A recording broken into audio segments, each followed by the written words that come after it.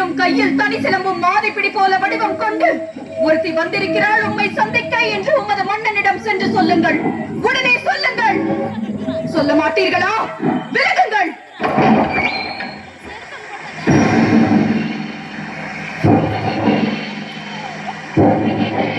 அரண்மனை காவலர்களை மீறி ஆவேச கோலத்திலே உள்ள நுழைந்திருக்கும் நீ யார்? நீதியின் இலக்கணமாய் பெற்று பெருமை கொண்ட திருமாவளவன் கரிகால் சோழனது பூம்புகாரே எனது ஊர். பெருவணிகன் மாசாத்துவானின் மருமகள். என் பெயர் கண்ணகி. உனது முறையீடு என்னவோ? நீதி வடுவான் நெடுஞ்செழிய பாண்டியனை துணிந்து இகழ்ந்துரைக்க வந்திருக்கும் கண்ணகி. என்ன? உனது கொடுங்கோல் அளித்த அவசர தீர்ப்புக்கு ஆளாகி கொலையுண்ட கோவலன் மனைவி கண்ணகி நான் என்பதையும் அறிந்திடுக அரசே, அறிந்திடுக. ஓ, கோவலன் மனைவி, சிலம்பு திருடிய கல்வனின் மனைவி. போதும். யாகாவராயினும் நாகாக்க மன்னா, நாகாக்க. யார் கல்வன்? என் கணவரா கல்வன்? இல்லை, இல்லை. கையும் களவுமாக பிடிபட்டான் உன் கணவன். கல்வனை தமிழகத்தின் நீதி கொல்லாமல் விடாது என்பது உனக்கு தெரியும் அல்லவா? கொற்றவனே, குடை நிழலில் குஞ்சரம் மூர்ப்பவனே, எண்ணிப்பார்.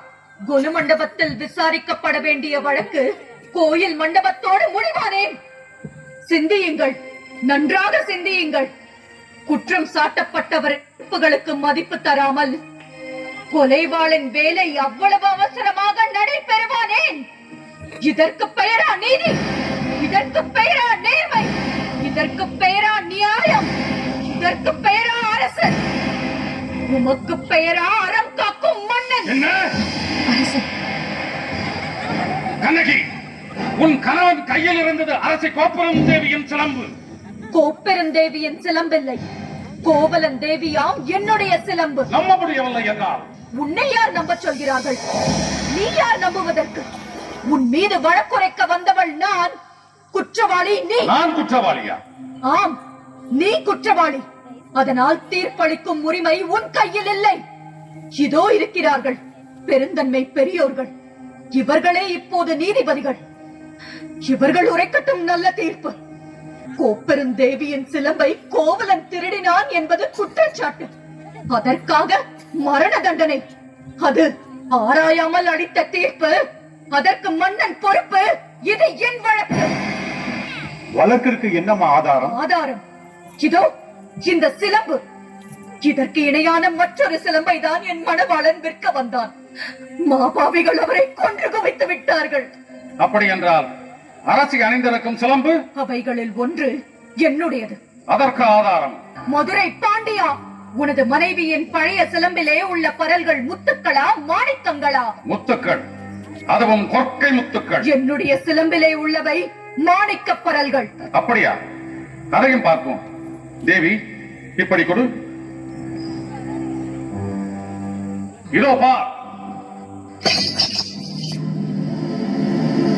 பார்த்தாயா முத்துக்களை? அடுத்த சிலம்பு.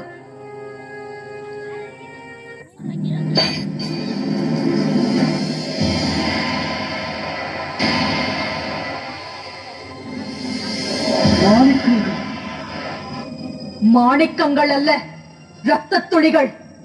தர்மத்தின் கண்கள் வடிக்கின்ற ரத்த துளிகள். பாண்டியா, உனக்கு இன்னும் சந்தேகம் இருந்தால் இதோ என்னுடைய மற்றொரு சிலம்பு. மாணிக்கங்கள். அமைச்சர்களே, அரும் பெரும் சான்றோர்களே, இதற்கு என்ன பதில்? தலை தொங்கிவிட்டதா? நீதி கவிழ்ந்து விட்டதா? வாய் அடைத்து விட்டதா? நெடுஞ்செழிய பாண்டியனின் அறம் வரம் திறம் அத்தனையும் மண்ணோடு மண்ணாக கலந்து விட்டதா? ஆயிரம் ஆயிரம் எதிர்த்து வந்தாலும் அண்ணாந்து தலை குனியாமல் படை நடத்தும் உனது வீரம் எங்கே? கம்பீரம் எங்கே?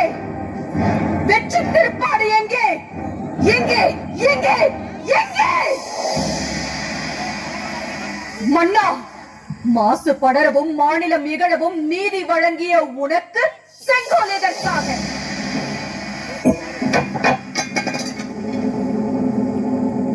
மாபாதகம் புரிந்த உனக்கு மணிமுடி எதற்காக? வேந்தர் குலத்திற்கு அழிவு கற்பிக்க வந்த உனக்கு வெண்குற்ற கொடை எதற்காக?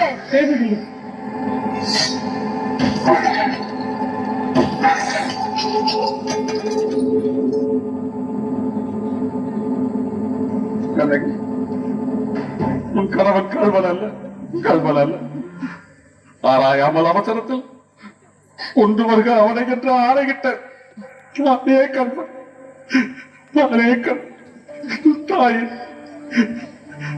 என்னை மன்னித்து விடப்பா, என்னை மன்னித்து விட. அரசே, அரசே, ஐயோ, ஐயோ, ஐயோ, அரசே, அரசே, அரசே, அரசே, அரசே,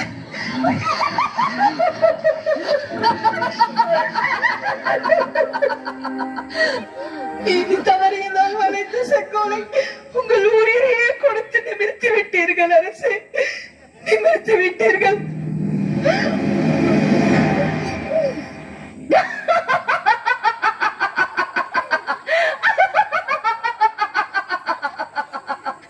அழியட்டும், ஒழியட்டும், எல்லாம் அழியட்டும்.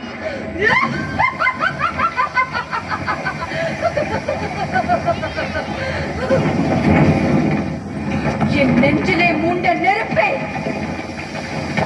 நீதி தவறிய மதுரையை அழித்து விடு, அடியோடு